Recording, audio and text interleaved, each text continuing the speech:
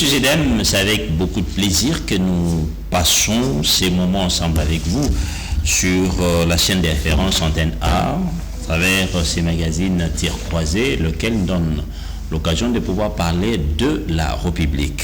Nous sommes tous sans ignorer que la République est en train d'avancer, mais il faudrait également aussi la doter de tout ce qu'il faut pour que son peuple, dans les jours à venir, aille bien sûr à bénéficier et avoir juste un espace où il ne va jamais poser de regrets. Nous allons tout à l'heure, ensemble avec vous, parler de la loi sur les référendums du député national, ou si vous voulez, du professeur Gaspard Ngondankoy, qui est déjà voté au niveau du Parlement, c'est-à-dire les deux chambres, il n'y a même pas très longtemps, en attendant sa promulgation par l'ordonnance loi dans les jours à venir. Alors les débats vont devoir tourner d'abord autour de cela, et vous êtes sans ignorer pour le moment, les débats semblent aussi s'exporter sur ces terrains qui est tellement glissant, où les uns sont dans la logique de vouloir changer, parler du changement de la Constitution, et les autres restent campés sur leur position, celle de ne rien toucher à cette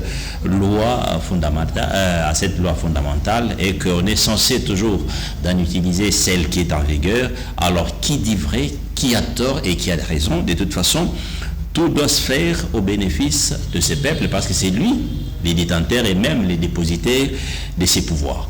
Je ne suis pas seul, mesdames et messieurs, je suis honoré bien sûr par la présence de mes deux invités qui sont là, qui vont devoir entrer, se retrouver comme étant des co-débatteurs autour de ce sujet. Je vais devoir laisser la latitude à chacun de mes invités de pouvoir se présenter à la manière qu'il trouverait, soit qu'il jugerait beaucoup plus meilleur, mais cela n'empêcherait en rien que je ne fasse ne serait-ce que le préliminaire. Je suis à ma droite avec celui qu'on appelle Maître Richard Omagnondo, secrétaire général, si je ne me trompe pas, de cette formation politique alternative 2028. Au moins que je n'ai pas fait la présentation comme il se doit, mais sinon bienvenue, et les restes, vous pouvez toutefois les compléter par rapport à ma présentation. Oui. Vous avez totalement raison, M. Simon. Merci encore de l'invitation. Je salue mon co-débatteur. Oui. Je pense que c'est un moment important pour nous, pendant que certains se craponnent des débats stériles sur les changements, la modification de la Constitution. Nous prenons le temps de réfléchir. Mais qui n'est pas aussi non plus un péché. Oui, ce n'est pas un péché. Nous prenons le temps de réfléchir sur base des enseignements qui nous ont été donnés par ces mêmes enseignants, ces mêmes professeurs. Vous n'avez pas tort, je suis le secrétaire général de la grande formation politique Alternative 2028 de l'honorable Ados Ndombasi. D'ailleurs, nous les saluons et puis prompt rétablissement là où il nous suit. Voilà, suite à la tyrannie de M. Tshisekedi. Oh là là. Et notre formation politique fait partie vraiment de la coalition article 64 qui a une grande activité ce 8 juillet, donc la grande marche pour toute l'étendue de la République pour demander à M. Tshisekedi de pouvoir démissionner au regard de tout ce qu'il a créé comme dysfonctionnement au sein de l'État, et au regard de toutes les violations de la Constitution. S'il faut revenir, on va en parler, noir sur blanc, nous allons démontrer qu'il y a violation, violation de la Constitution. Oui. Donc merci beaucoup en tout cas. Je pense que ce sera aussi l'occasion pour nous de porter la voix de nos partis politiques alternatifs 2028 pour démontrer noir sur blanc, avec texte à l'appui, la Constitution à l'appui, ainsi que la proposition de loi du professeur Ngondankoy qui viole l'esprit et la lettre de la Constitution. Nous allons faire la comparaison des dispositions de la Constitution violée ainsi que les dispositions de cette fameuse loi qui revient remettre en cause les valeurs de tous les citoyens, un pacte citoyen qui a été conclu, d'ailleurs partons de l'exposé des motifs, parce que la Constitution d'entrée de jeu, je vais vous dire que la Constitution a un esprit. Au-delà d'être un simple texte, des simples écrits, la Constitution c'est un écrit. C'est comme ça que vous allez comprendre les enseignants comme le professeur Jean-Louis Samboukangaché qui dit la Constitution a une partie philosophique Parce qu'une constitution n'est pas rédigée par hasard. La constitution est rédigée sur base d'un constat au sein de la société. Vous allez comprendre que notre constitution a été rédigée, contrairement à ceux qui disent que c'est une constitution des belligérants. Cette constitution, mais souvent, c'est une constitution qui est rédigée partant d'un constat. Le constat, c'est que depuis 1960, la RDC fait face...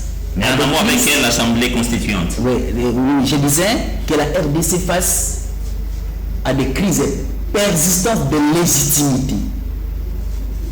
Vous allez comprendre, vous avez l'histoire de notre pays, partant de la loi fondamentale jusqu'à la dernière constitution qui est Mobutu, d'abord même à l'acte constitutionnel de Mouzin. Les Congolais entre nous, on ne s'acceptait pas, on n'acceptait pas les dirigeants qui nous gouvernaient. Et il fallait que les Congolais se mettent autour d'une table pour nous offrir un test qui doit refléter, qui devra refléter les valeurs démocratiques. C'est comme ça que vous allez comprendre dans la partie métaphysique, la partie règle de jeu de cette constitution, toutes ces valeurs et qui sont intégrées dans la partie règle de jeu, c'est-à-dire la partie où on prévoit les titres, les chapitres ainsi que les dispositions. Très bien, merci. Allez, je vous ai suivi, vous avez fait, vous avez ramassé ça et là, mais je vous pose quand même cette question avant de pouvoir présenter votre co-débatteur. En êtes-vous avec la fameuse, bon, je ne sais pas si c'est une fameuse plainte contre le président de la République, parce que maintenant, c'est comme si vous avez quitté cette étape et maintenant vous en êtes à une autre. Vous savez d'ailleurs que cela ressort des contrôles de la protection de la Constitution de par l'opinion publique. Pourquoi? Parce que la coalition C64 a dégagé l'option de déférer le président Tshisekedi par devant le parquet près la Cour constitutionnelle et la plainte était d'ailleurs à peine fait. Oui, finalement, on s'est rendu compte qu'il y avait d'autres éléments à compléter. Vous êtes rétracté? Non, on ne s'est pas rétracté. Il n'y a jamais eu de déclaration de rétractation. Nous sommes entrés, je crois que peut-être après l'activité du 8 juillet, la plainte est déjà là et même les éléments qu'on a dit compléter sont déjà complétés. Et d'ici là, la C64 va fixer l'opinion sur la date à laquelle elle va déposer cette plainte contre le président Tshisekedi. Comment allez-vous réagir quand on dit qu'il embrasse trop mal les trains? Déjà, la plainte contre le président de la République, finalement c'était les sit-ins, et là vous êtes encore dans les projections de la marche. Et entre-temps, la plainte... Mais c'est Yvon, ce sont des actions. Je sais que dans les camps de l'opposition, il y a des éminents juristes que vous êtes. Mais c'est bon.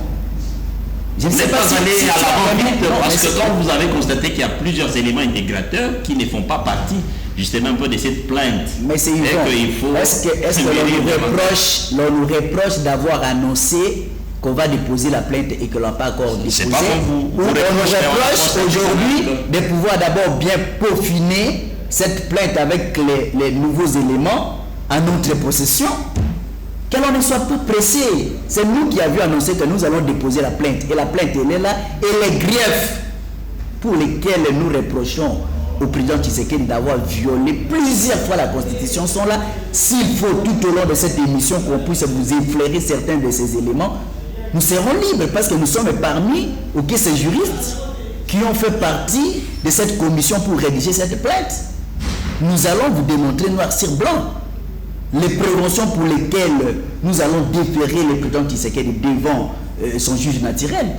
Ne vous en faites pas, monsieur. Est-ce que ce n'est pas contradictoire dès lors que vous avez déjà annoncé une marche en date du 8 juillet jusqu'au niveau du palais de la Nation pour aller demander au président de la République de sa démission pendant qu'il y a eu une plainte déjà? La marche, je ne pense pas que la marche serait une action qui serait contradictoire à notre démarche. Parce que c'est à nous de vous donner un calendrier fixe où nous allons vous dire, à part les reports qui a été fait, à quelle date nous allons déposer cette plainte. Entre plainte et démission, qu'est-ce qui devrait en principe précéder l'autre? Pardon? Entre plainte et démission, qu'est-ce qui devrait précéder? Si il démissionne à ce moment-là, d'ailleurs, il sera très bien poursuivi devant son juge naturel. Très bien, merci. Allez, mesdames et messieurs, vous avez compris, c'est les shows, bien sûr, de ces magazines. Allez, je me tourne du côté gauche. Je suis avec celui qu'on appelle cher Freddy Chiboba. Bienvenue et libre à vous de pouvoir vous présenter comme votre débatteur l'a fait. Et au besoin, des petits biscuits aussi a fait également du bien. Je tiens d'abord à vous remercier pour l'invitation lancée à ma personne pour participer à cette émission qui, à mon humble avis, serait d'une importance pédagogique pour les téléspectateurs. Et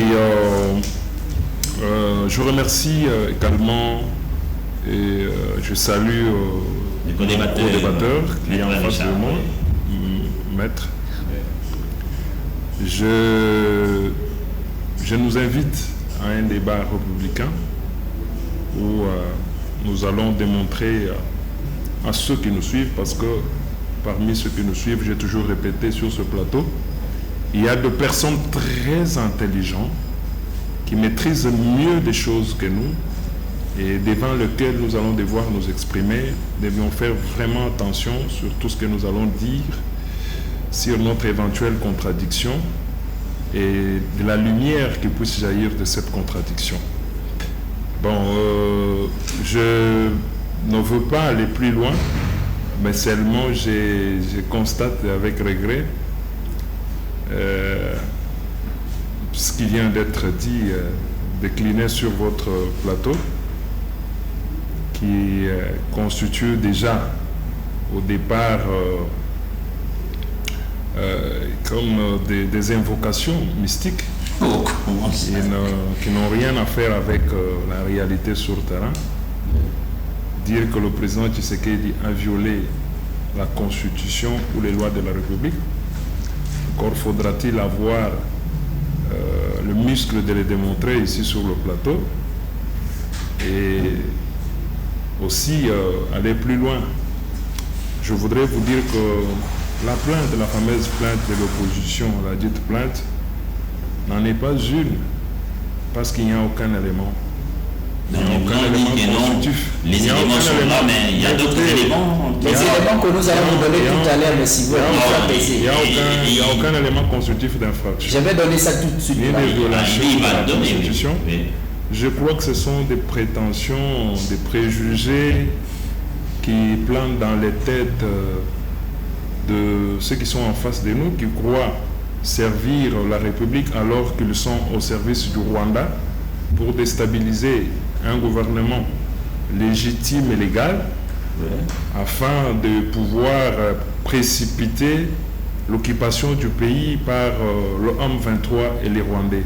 C'est ça la stratégie. Ce sont des Rwandaleux en amont qui sont là et pour perturber les gouvernements et devoir créer des situations chaotiques juste ici dans la capitale pour accélérer l'avènement d'une république de barbares. Vous savez, il est là, tout fait tout flamme, en train de s'opposer au changement de la Constitution ou de vouloir faire un débat. Mais il a dit qu'il va le démontrer, c'est pas pour rien qu'il a une documentation. Non, il a libre à lui, c'est ça la démocratie même. Mais jamais le même monsieur, notre précieux avocat, vous ne le verrez jamais sur le plateau se plaindre pour le nombre de morts que Nanga est en train de tuer. Vous ne le verrez jamais se plaindre contre le propos des évêques rwandais qui disent que Bukavu, c'est un territoire. Vous ne le verrez jamais sur le plateau devoir ne fût-ce que dire qu'on peut initier une plainte contre les Congolais qui sont en train de tuer des milliers de Congolais. Donc nous comprenons d'emblée qu'aujourd'hui, nous avons des gens qui sont au service du Rwanda juste pour créer une diversion. Mais je crois que ce temps-là est révolu, qu'ils comprennent que nous sommes très vigilants, nous comprenons qui est qui manœuvre dans le sens de quoi. Et nous avons vu les gens aller s'asperger de sang de bouc, de taureaux, pour faire croire à l'opinion internationale qu'il y a eu des morts, qu'il y a eu des blessés, qu'ils ne sont pas en. Mais son président qui nous suit pendant qu'il nous suit à la maison, ce sont des mascarades. Il a une jambe. Ce sont des mascarades, des montages de toutes pièces, juste pour faire croire qu'il y a une action. Il y a une action d'envergure. alors que nous savons qu'ils étaient vraiment minoritaires. Merci. Le rassemblement ou la mobilisation était tellement faible qu'on ne pouvait pas en arriver là. Si nous sommes arrivés sur ces simples accrochages qu'il y a eu, c'est parce que, ils se sont rebellés à l'itinéraire qui a été fixé, ils se sont fixés avec l'hôtel de ville. Ils ont pris un autre itinéraire que celle prévue lorsqu'ils sont allés voir le gouverneur. Ce sont des fauteurs de troubles, poignards, qui veulent se prendre pour des victimes. Merci. Nous avons vu comment les jeunes gens, nous avons tous vu dans les réseaux sociaux, comment ils avaient armé les jeunes gens de cocktails Molotov avec des machettes neuves. Tout ça... Excusez, mais si bon, ça, ce sont des affirmations graves. Je crois qu'il y a détenu la preuve attestant que c'est les leaders de la C64 ont armé. Parce qu'il y a même une action devant le procureur général. Vous affirmez ici, excusez, mais de quoi vous prévalez que vous allez, vous devenez, on n'a même pas encore entré dans les vous avez l'audace, cher maître, de vouloir devenir comme le modérateur. Ça, c'est une usurpation. Voyez comment vous êtes. Merci. C'est ce qui vous caractérise. Non, mais c'est toi qui écris les choses. Non, mais c'est pas la preuve. Non, mais voilà pourquoi. On peut se calmer. Voilà pourquoi vous êtes toujours déconnecté de la réalité. On peut se calmer pour amuser la galerie sur le plateau. Merci. Faut être sérieux. Bon, allez, je pense qu'il y a des choses qui bouillonnent dans les corps de chacun de nous ici, parce que les sujets restent autour de la loi sur les référendums. Nous allons chercher à savoir les bien fondés justement un peu de cela. Est-ce que cette loi sur les référendums est-elle venue bien sûr combler les vides juridiques de l'actuelle constitution, parce que comme je l'ai dit, c'est depuis 2006 que nous avons cette constitution et qu'il faille d'ailleurs la compléter par cette loi sur les référendums. Est-ce que le professeur Gaspard Ngondankoy a-t-il péché d'aller initier une action dans ce sens-là? Nous les saurons tout à l'heure autour de cette table. Voilà pourquoi on doit calmer quand même les esprits, et c'est que je vais demander à chacun de vous tous ici, c'est vrai. L'émission est intitulée Tir croisé. Alors, tir croisé, chacun est libre de tirer l'autre, mais à condition que quand l'autre parle, s'il y a des choses qui sont dites apparemment qui ne semblent pas aller dans les sens souhaités par l'autre, on note à côté, et quand je vais accorder le même temps d'antenne, vous allez profiter pour faire plutôt pour faire la réplique. Donc c'est comme la réplique, c'est comme ça que les choses en principe doivent se faire, parce que il y a ces téléspectateurs, des milliers qui nous suivent. Il y a même des gens qui sont plus intelligents que nous, qui doivent également aussi bénéficier de cette petite sagesse dans les chefs de vous, qui êtes mes invités entre-temps co-débatteurs.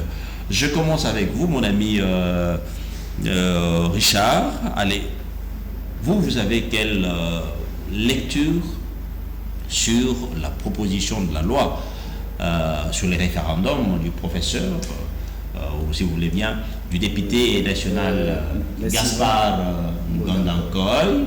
Est-ce que cette proposition sur le référendum est-elle venue énerver la crise qu'il y a entre les acteurs politiques que vous êtes, ou bien cette loi est venue carrément combler justement ces vides qui sembleraient rester environ une vingtaine d'années à travers la loi vigueur qui est là?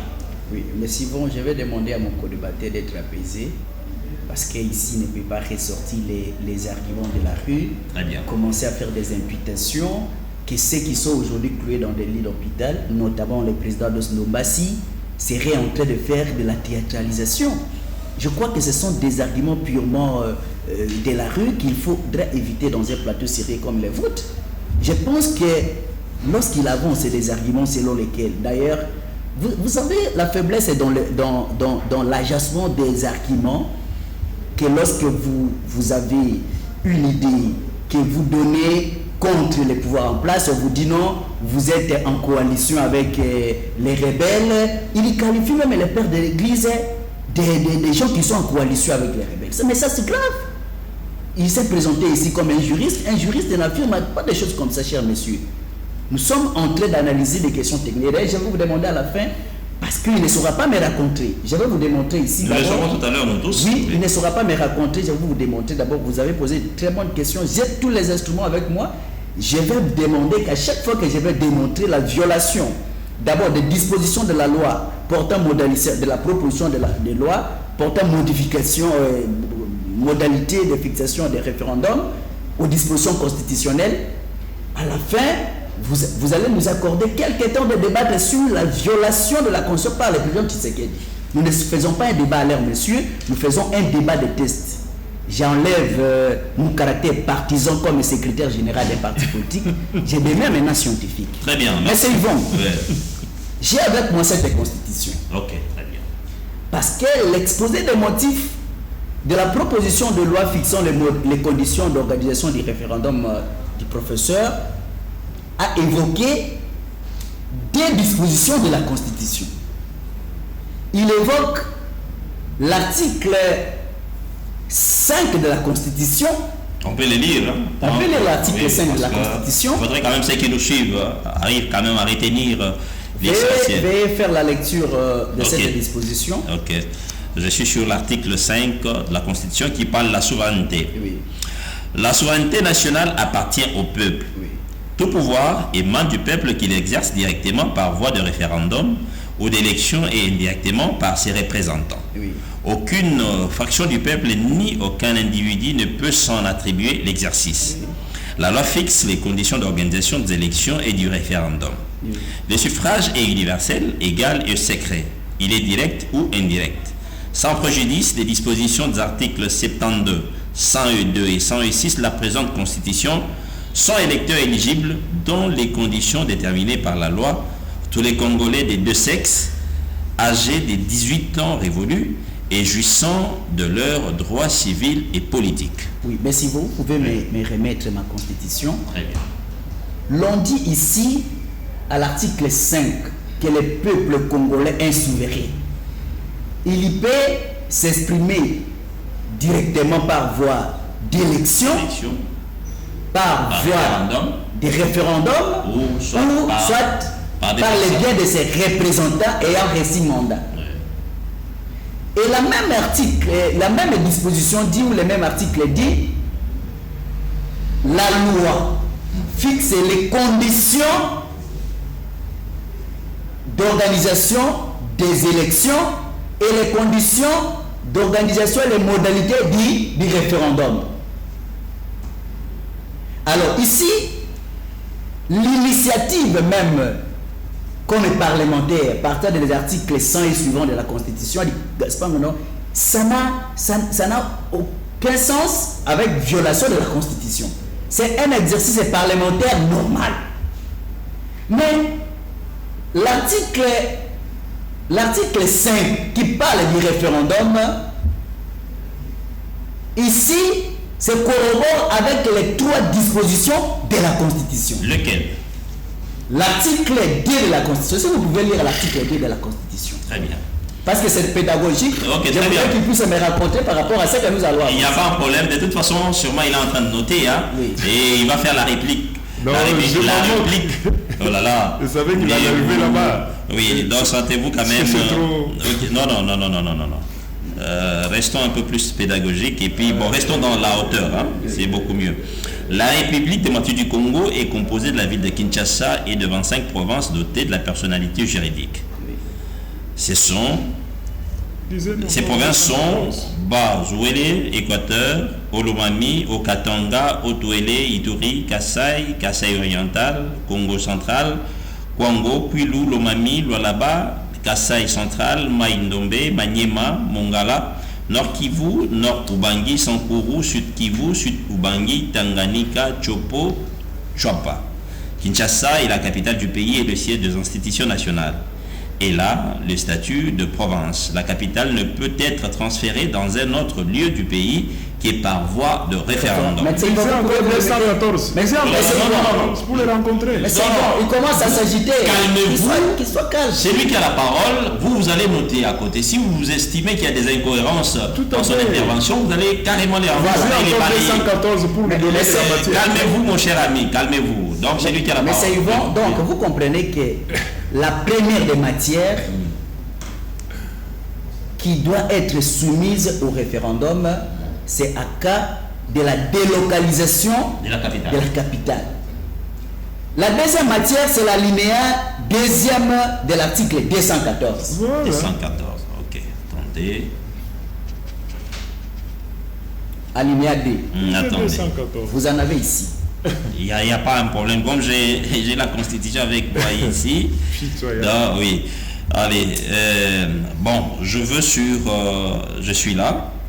Les traités de paix, le traité de commerce, le traité et accords relatifs aux organisations internationales et aux règlements de conflits internationaux, ceux qui engagent les finances publiques, ceux qui modifient les dispositions législatives, ceux qui sont relatifs à l'état de personne, ceux qui comportent échange et adjonction des territoires ne peuvent être ratifiés ou approuvés qu'en vertu d'une loi.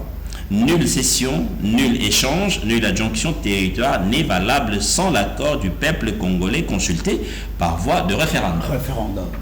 C'est-à-dire, à part la délocalisation de la capitale prévue à l'article 2e de la Constitution, la deuxième matière à laquelle les constituants originaires ont voulu que ce soit soumise au référendum, c'est à cas d'adjonction, d'échange ou de cession d'une partie de notre territoire. La troisième matière et la dernière, c'est la matière prévue à l'article 218 de la Constitution.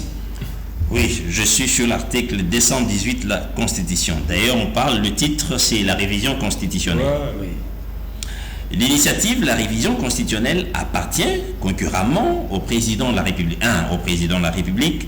2. Au gouvernement après délibération en Conseil des ministres. 3. À chacune des chambres du Parlement à l'initiative de la moitié de ses membres. Et enfin, 4. À une fraction du peuple congolais, en l'occurrence 100 000 personnes s'exprimant par une pétition adressée à l'une des deux chambres. Chacune de ces initiatives est soumise à l'Assemblée nationale et au Sénat qui décide à la majorité absolue de chaque chambre du bien fondé du projet, de la proposition ou de la pétition de révision. La révision n'est définitive que si le projet, la proposition ou la pétition est approuvée par référendum sur convocation du président de la République. Toutefois, le projet, la proposition ou la pétition n'est pas soumis au référendum lorsque l'Assemblée nationale et les Sénats réunis en congrès l'approuvent à la majorité des 3/5 de membres les composants. Merci beaucoup, M. Yvon. Je crois que l'article 5, qui est le centre même de ce débat sur le référendum, ne dit qu'il faut qu'il y ait une loi qui fixe les modalités ou les conditions d'organisation des référendums. Et le référendum ne peut être organisé que sur les 3 matières que vous venez de lire. Calmez-vous. S'il a une autre matière, excusez, je le mets en doute. S'il a une autre matière en dehors, calmez-vous, mon cher ami. S'il a une autre matière, en dehors de ces 3 matières que nous venons de lire, il va en ajouter une disposition constitutionnelle. Allez, je vais vous laisser poursuivre, cher maître. Oui. Alors, si tel était le cas, pourquoi à l'article 5, on n'a pas fait référence, par exemple, de tous ces articles que vous avez évoqués? Et entre-temps, au niveau de l'article 5, on parle de l'émanation du pouvoir d'un peuple comme étant sa source. Excusez, mais suivons. N'est-ce pas vrai que vous êtes en train de mettre aussi ces peuples dans une sorte de condition où il ne peut pas faire autre chose que ce qui est taillé. Mais c'est Yvon, vous savez, il y a de la confusion dans toutes ces notions. Et dis-nous, vous savez, nous avons appris les cours qu'on appelait la légistique. C'est une science qui consistait à rédiger des textes législatifs et même constitutionnels. Déjà, lorsque l'on parle de 2 lois, dans cet article-là, la loi sur les élections, ok, il y a les différentes formes d'élections et les élections ont plusieurs niveaux, soit à plusieurs niveaux. Est-ce qu'il fallait que le législateur, ok, dise que non, on va à l'article 5, les élections présidentielles, les élections législatives? Non. Il y a ce qu'on appelle les renvois législatifs ou les renvois constitutionnels. Par exemple, il y a une disposition qui peut organiser les conseils supérieurs de magistrature. Vous avez 10 minutes. Hein? La loi peut dire, cette matière-ci, sera organisé par une loi organique. La loi organique, en réalité, c'est le prolongement de la Constitution. C'est une matière qui n'est pas prévue qui est prévue dans la Constitution, mais la Constitution n'a pas pris soin de l'organisation, d'où il y a ces renvois-là pour que cette matière-là soit organisée. Merci. L'article 5, l'article 5 ne pouvait pas déterminer que voici les matières qui sont soumises au référendum. Mais l'article 5 dit ceci, que le référendum qui sera organisé, ok, voici il y aura une loi. Cette loi-là, s'il faut délocaliser la capitale, s'il faut faire un échange de territoire, jonction ou cession, ou s'il faut tomber dans le giron de l'article 218, il faudrait une loi. Mais en dehors de ces matières, et d'ailleurs, je vais dire à mon co-débatteur qu'ici, il faut faire la différence entre les pouvoirs constituants originaires et les pouvoirs constituants dérivés, ce qu'on appelle un pouvoir constitué ou un pouvoir institué. Le pouvoir institué ou le pouvoir constitué dérivé ne peut pas sortir en dehors de la volonté du constituant. Et lorsque vous lisez la proposition du professeur Ngodankoy, tu as dit quelque chose? Déjà, si vous le permettez, rapidement, déjà à son article 4, oui, article 4. Article 4 de la fameuse proposition de loi. Proposition de loi. Qu'est-ce que ça dit? D'organisation du référendum en République démocratique du Congo. L'article 4. Article 4. Oui. Dont l'objet est du champ d'application. Oui. Le référendum peut être organisé sur toute matière d'importance fondamentale pour la vie de la nation, oui, conformément à l'article 5 de la Constitution. Oui. L'expression en matière d'importance fondamentale pour la vie de la nation désigne toute question touchant aux intérêts supérieurs de l'État, à l'organisation et fonctionnement du pouvoir public, à la souveraineté nationale, à l'intégrité territoriale, aux droits fondamentaux ou à l'avenir politique, économique, social et institutionnel de la République et du peuple congolais. Relèvent notamment de cette catégorie les questions dont la portée excède la gestion courante des affaires publiques et dont les conséquences sont susceptibles d'influencer durablement la destinée nationale, la stabilité des institutions ou la cohésion de la nation. Oui, mais ils vont. Ici, la loi organique, parce qu'il y a plusieurs dispositions, la loi organique dit ceci, que le référendum peut être organisé sur toutes les questions fondamentales pour l'intérêt de la nation. Toutes les questions, monsieur Yvon, toutes les questions, ça peut concerner la forme républicaine de l'État, parce que c'est une question d'importance fondamentale. Toutes les questions, ça peut concerner le nombre et la durée du président de la République. Toutes les questions, ça peut concerner l'indépendance du pouvoir judiciaire. Merci. C'est comme ça, M. Yvon. Merci. Pour chiter. Excusez. Non, mais il faut non, je vais vous donner. Oui, chiter rapidement. Pour chiter, il fallait pour cette première prise de parole. Je vais vous donner le même temps. Déjà, je vous donne des éléments qui vont vous permettre. Lorsque je vais revenir, le référendum ne peut pas être organisé sur toutes les questions constitutionnelles. Le référendum ne peut être encadré que sur les 3 questions que nous avons évoquées, et je les mets en doute, qui nous donnent, au moins qu'il évoque d'autres théories qui n'existent pas. C'est de la magie. Je me relance, mais au moins, je peux poser une question, mais vous n'allez pas tout à l'heure répondre, vous allez répondre peut-être quand vous allez prendre la parole. En quoi parler encore de la souveraineté à ces peuples dès lors que vous êtes en train de mettre ces peuples dans des conditions qui ne les donnent pas justement ce moyen de pouvoir exercer sa pleine souveraineté sur sa nation? Excusez. Vous allez revenir par là. C'est lui qui a la parole. Notez tout simplement la question. Je suis très content de voir qu'on a utilisé, on a pris la Constitution, on est allé dans la loi des coq en l'âne. Finalement, on est revenu sur les sentiments qui n'ont rien à faire avec la science. La liste des matières auxquelles le référendum devait être organisé n'est pas exhaustive. La Constitution ne limite pas les matières. Parce que si les matières étaient limitées, il a parlé de la légistique. Je crois qu'il pouvait être très bien élégant à ce niveau-là. de quelle interprétation fait-il de l'article 5? Parce que si réellement le constituant aurait limité le référendum à ces 3 matières qu'il vient d'évoquer, il se serait référé à ces articles pour ne pas prêter la confusion après. Et d'abord, il a bien lu cette constitution qui lui dit que le peuple est souverain.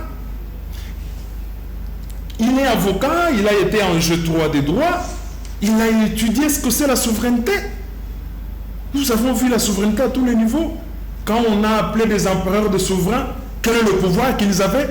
Quand le peuple est appelé souverain, il a quel pouvoir? C'est le pouvoir absolu. C'est un pouvoir illimité.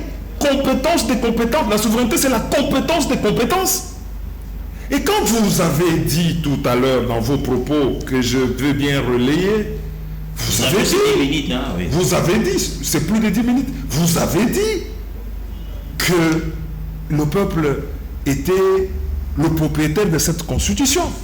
Vous avez dit que la constitution, quand vous avez dit juste d'entrée de jeu, vous avez dit que la constitution de 2006 était une constitution du peuple. Et d'abord, en amont, je peux vous contredire pour refermer la parenthèse. En amont, le peuple n'a pas été consulté. Vous le savez. Vous savez que ce sont les belligérants qui se sont retirés avant la rédaction de cette constitution. Cette constitution a été rédigée par des gens qui étaient unis par eux, juste parce que ils étaient des gens qui ont occupé tel ou tel espace, se sont retrouvés à Sun City par des accords politiques. La constitution est pondue par des accords politiques. Ce qui n'émanait pas de la population, de la légitimité. En amont, il n'y avait pas de légitimité. Il n'y a que quand cette constitution a été proposée au peuple qu'il est devenu légitime. Donc, après le référendum. Donc la constitution est légitime. Il a été légitimé par le référendum organisé en 2005. Ça, c'est bien. Mais je le dis en tout scientifique. Okay. Je le suis.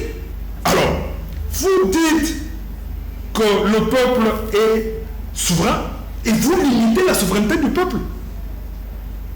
Moi, je suis propriétaire de ma maison. J'ai même des lois sur ma propre maison. C'est un véhicule qui m'appartient. C'est une constitution qui m'appartient, qui est à moi. Le peuple est au-dessus de la constitution, messieurs.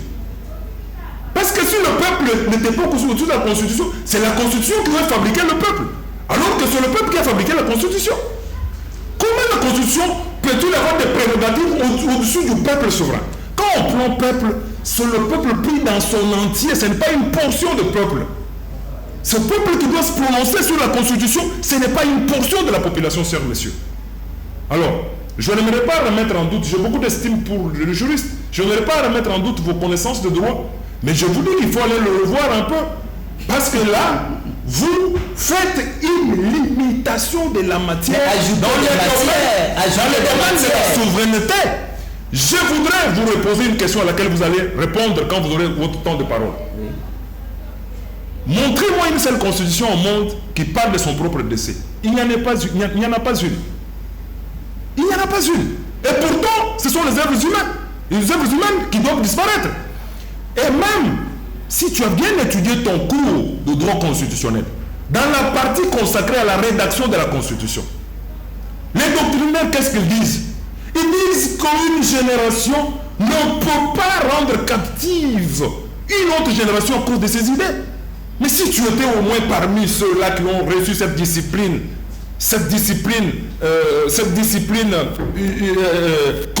juridique constitutionnelle, vous n'auriez pas versé dans ce que vous racontez. Ça, c'est une rhétorique d'emprunt. C'est une rhétorique politique que tu veux transformer en droit. Parce que tu l'as lu dans cette constitution, la matière n'est pas limitée. Le référendum, c'est quoi? Le référendum, c'est quoi, juridiquement parlant? C'est une consultation. La loi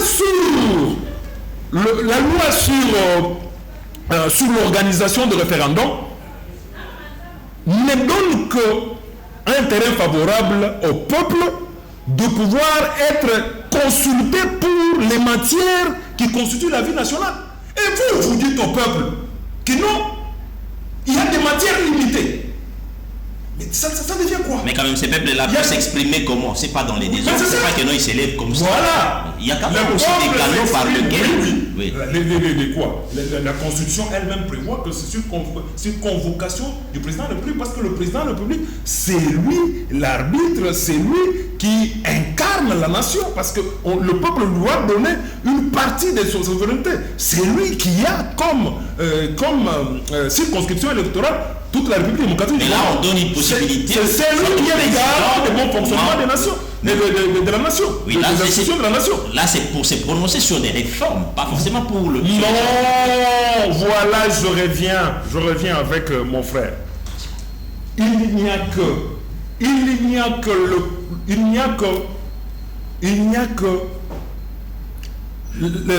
les constitués, les institutions qui sont limitées à des matières. Le peuple n'est pas limité à des matières. Donc, il y a les constituants dérivés et il y a les constituants originels, le source de tout pouvoir. Parce que plus loin, la même constitution lui dit la constitution, la souveraineté appartient au peuple, tout pouvoir vient du peuple. C'est celui qui détient tout. Alors, enlevons les mots tout pouvoir, enlevons les mots souveraineté, pour que le peuple se voit restreint à certaines matières.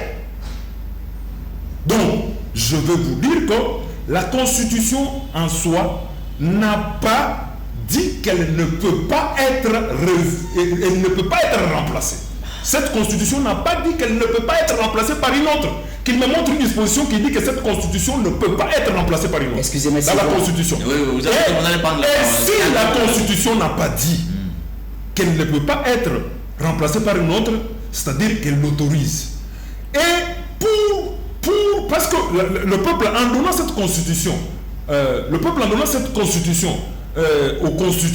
constitué, il lui a restreint. Il lui dit, toi, voilà, c'est à quoi tu dois t'atteler. Tu dois faire ça, ça, ça, ça. C'est ça l'article 218. C'est-à-dire, le peuple a donné des restrictions aux constituants dérivés et il lui a dit, tu ne peux pas aller au-delà. Voilà, toi tu ne peux que te limiter à la révision. Et même à la révision, voilà, tu ne peux pas toucher à ça et à ça. Mais moi, peuple, le détenteur original du pouvoir, vous allez me limiter en quoi? Voilà pourquoi moi j'ai dit, dans la théorie constitutionnelle, la loi référendaire n'est pas soumise à la constitutionnalité. Donc, à vous entendre parler, c'est comme si vous la loi référendaire, pièges auxquels... Écoutez, la loi référendaire et la loi sur le référendum, parce qu'il y a la différence entre la loi référendaire et la loi sur le référendum. J'ai dit, elle n'est pas limitée par la Constitution. Le peuple peut être constitué et consulté en toute matière qui compose. Parce que c'est lui le détenteur. C'est pas le même peuple qui est limité aussi, qui a fixé plutôt les différentes matières sur lesquelles... Oui, il a fixé. À qui est-ce qu'il fixe? Merci. C'est aux gens à qui il a donné le pouvoir. Merci. Mais c'est pas lui-même. Merci beaucoup. Merci. Ce que j'entends sur le plateau, mes rangs des oreilles sourdes, ça va au-delà de la science. Merci beaucoup. Ça va au-delà de la science. Mais mon ami, vous avez suivi votre co-débatteur. J'ai pu répliquer. Oui, mais j'ai été beaucoup plus bref alors que lui a pris la parole très longtemps. Je suis en train de gérer le temps de vous dire. Vous allez répliquer. Et entre-temps, je pose la question parce que je voudrais savoir, puisque nous sommes en train de parler de la souveraineté, est-ce que n'est-ce pas vrai que quelque part, c'est comme si nous sommes en train d'amputer un peu dans les prérogatives de ces peuples, son pouvoir qu'il a de pouvoir se prononcer sur toutes les questions qui sont liées à la nation?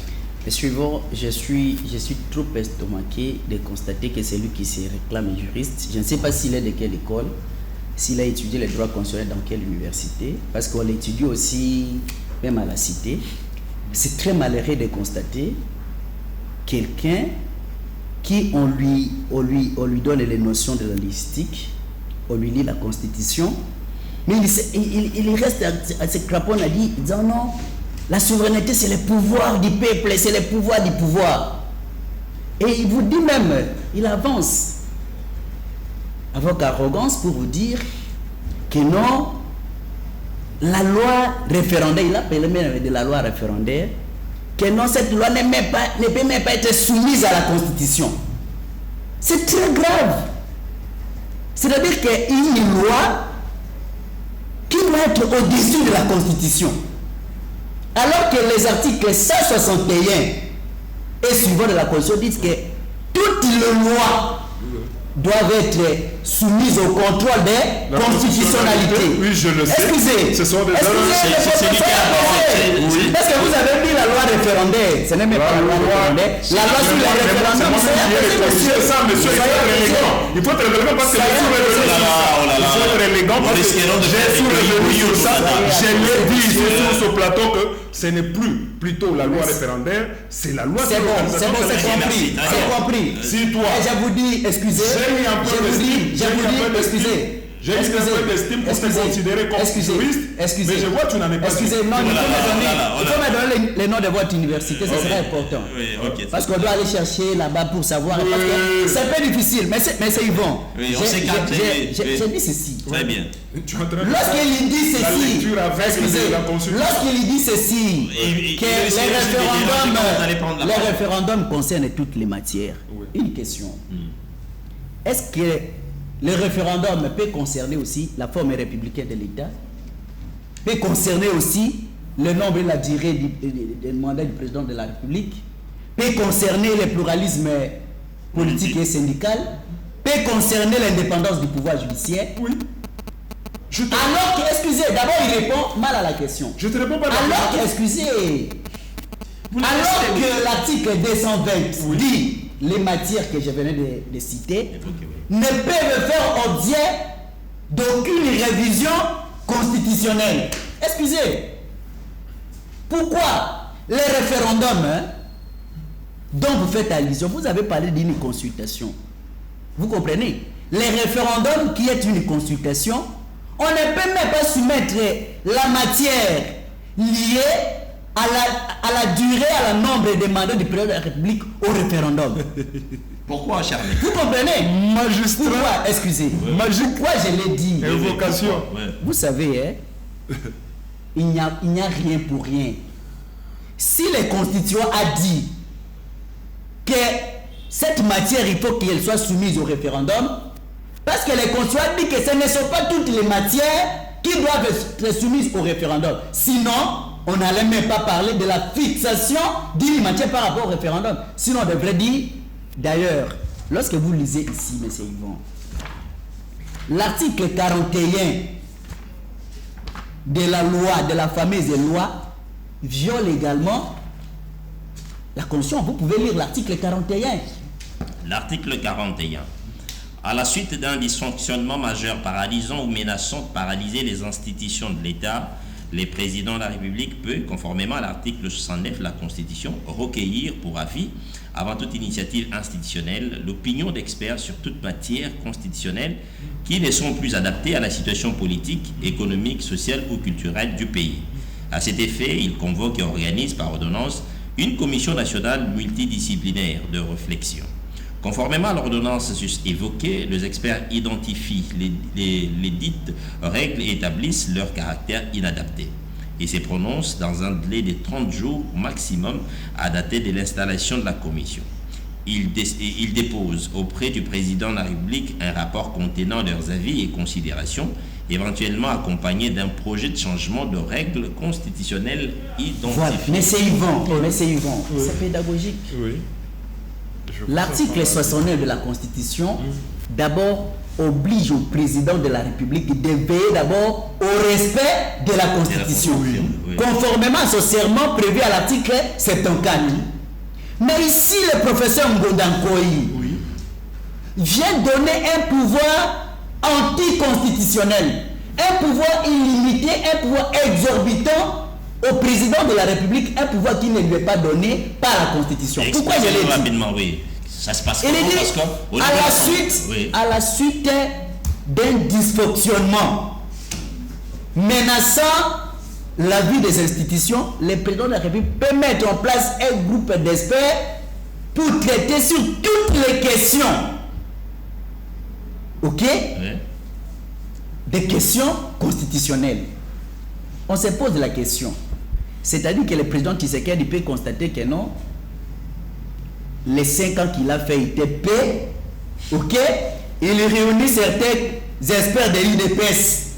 Parce que ces experts-là... Ce ne sont pas des intentions qui... Non, j'ai dit ceci, non. Mais les experts-là, on ne nous a pas dit s'ils vont ressortir de quelle formation politique. Les experts, c'est lui qui les désigne. C'est lui qui dit non, mon co-débatteur ici, là, il peut m'accepter, moi. Traitez-moi cette question liée à la durée et au nombre du mandat du président de la République. C'est de quel pouvoir? Et si le président Tshisekedi part, même moi en arrivant, je peux dire non, cette disposition de la Constitution ici, je ne l'aime pas. Je mets aussi ma commission d'experts pour étudier aussi cette question-là. C'est un pouvoir arbitraire et c'est laisser la Constitution au gré des intérêts politiques. Ce serait une instabilité totale de notre Constitution. Et aussi, monsieur Yvon, je voudrais qu'il réponde. Je voudrais qu'il réponde. Notez ce qu'il dit parce que je vais vous donner... Je voudrais qu'il réponde. Même dans mon temps d'Athènes, donnez-lui. Pourquoi, quelle est la disposition de la Constitution ici, ou quelles sont les dispositions de la Constitution qui empêchent au président de la République de bien faire fonctionner l'État, et pourquoi veulent-ils changer cette constitution? Très bien, merci. Ils donnent des arguments, des droits, et même des arguments politiques, à part de l'argument fallacieux où c'est une constitution de guerre. Et d'ailleurs, je lui dis que même le professeur lui-même, à son exposé des motifs ici, dit que cette constitution a été soumise au référendum le 18 au 19 décembre 2005. C'est-à-dire que cette constitution ici a été soumise au débat et que c'est le peuple qui se sont prononcés. Vous comprenez? Merci. Mais ils nous disent aujourd'hui, merci, est-ce que lui il est pour le changement ou pour la révision? Très bien. Qu'il réponde à ces questions-là. Merci Mais, beaucoup. en tout cas, allez, cher ami, il y a eu des choses qui ont été dites, apparemment vous secouez la tête. Allez, vous avez uniquement le même temps d'antenne. Mais je regrette que vous puissiez manquer de respect des juristes sur ce plateau et vous limiter à faire la narration de certains articles sans les comprendre. Je comprends que c'est là où vous croyez être convaincre, mais ce qui est vrai est que vous interprétez à tort même les attributions du chef de l'État. Il est le garant du bon fonctionnement des institutions. Et puis l'article 41 vous dit, si on sent qu'il y a dysfonctionnement criant des institutions. Très bien. Et je reviens à sa question, d'ailleurs, parce que le temps est en train de... Parce que je voudrais enfoncer les trous et beaucoup... Oui, rencontrer-les rapidement. Je veux dire que la forme de l'État pose déjà problème. La forme de l'État pose problème. C'est quelle forme? Mais nous avons quelle forme de l'État, monsieur? D'abord, l'État congolais n'a même pas de forme, je lui dis d'avance. Parce qu'on vous dit que la République... C'est quelle forme, monsieur? C'est un État uni. Vous comprenez? C'est ça la forme de l'État. Non, écoutez, c'est écrit dans ta constitution. Quand on écrit à l'article 1er que l'article... C'est un État. Attends, ce n'est pas militaire. Écoutez-moi. C'est quoi une forme de l'État? Écoutez-moi. Ce n'est pas militaire d'ailleurs. C'est quoi une forme de l'État? La décentralisation qui est le mode de gestion a fait faillite au niveau de la forme de l'État. La décentralisation fait faillite comment? C'est parmi les arguments. La décentralisation fait faillite comment? Qui doit faire association migratoire à la nouvelle constitution. Aujourd'hui, les provinces ne fonctionnent plus. Il y a des assemblées provinciales qui tiennent en otage le gouverneur. Merci. Les budgets des provinces sont servis aux députés nationaux.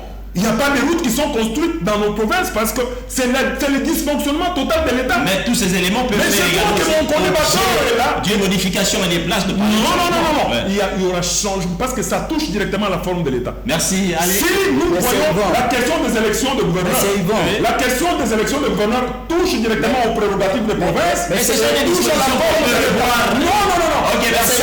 Ça nécessite. Écoutez-moi. Mais je suis devant qui? On n'a plus les temps. On ne comprend même pas. La souveraineté, c'est quoi? Qui limite une souveraineté du peuple. Merci. À des matières comprises dans la Constitution et qui va même plus loin pour dire que l'article 41 un péché contre la Constitution. Dans quelle disposition de la Constitution? Excusez. Allez, on termine avec vous, mon Quelle est la disposition? On termine avec c'est- on termine avec c'est lui qui commence. Il n'y a pas un problème, on termine avec Écoutez-moi, Voilà, mon cher. Monsieur Yvon, Oui. nous avons devant nous Oui. un